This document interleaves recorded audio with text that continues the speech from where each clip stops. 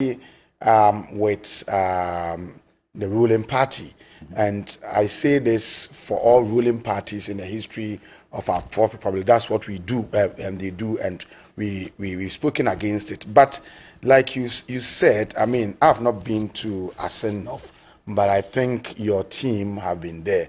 And you are telling us that the accusations of vote buying this time is cuts, across both sides. I've not been there, but if your team has been there and then they are saying so, then I am inclined to take what you are saying more seriously than take what any politician says. So Malik should slow down a bit and let us do a general, analysis of the situation. I have a view that, you see, the one who win the by-elections is going to win. And some of these maneuverings that tend to undermine the expression of the choice of the people do not help advance the cause of democracy. Yes, it's going to be a very keenly competitive election because the last election that was held there, you had the member of parliament winning from the NDC, and then the president of the on the MPP ticket, President Akufo-Addo, also winning for the presidential, race. And so it tells you that the people there are quite discerning. It's a cosmopolitan area. And so I am happy that the two parties are not leaving anything to chance.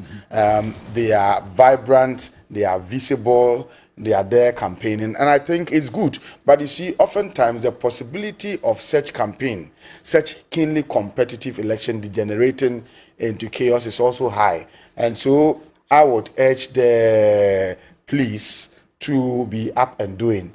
I know that over the week we heard something, unfortunate news, the gruesome murder of a police, official, a police officer, and I think they are mourning. But the point is that we have a by-election to hold, and it is an election that is keenly contested. And so I would urge the police that just as they did, the professionalism that they showed and demonstrated in the Kumewu by-election to the admiration of all Ghanaians, they should be proactive and then go to Assin North and do same.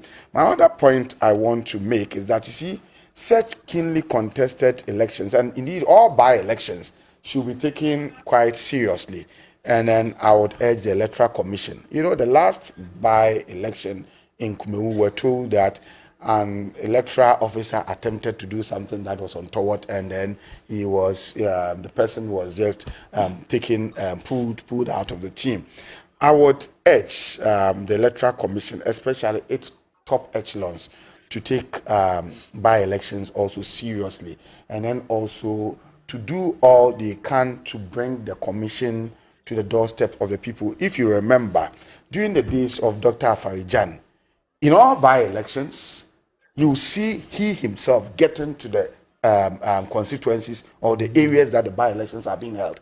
And that brings a certain credibility, a certain seriousness. And if people are even working for you, I believe in strengthening institutions, letting people at the district and regions to work. But if it will not hurt anything, then I would expect that just as Afarijan used to do, you can have the chairperson of the Electoral Commission herself also going to the venue to inspect what is going on, granting media interviews here and there. It all helps in improving or rebuilding the trust deficit of the commission. It shows seriousness, and if any of your officials even want to be lackadaisical or lazy or do something untoward, the fact that the chairperson of the commission herself is there also would make them sit up. It also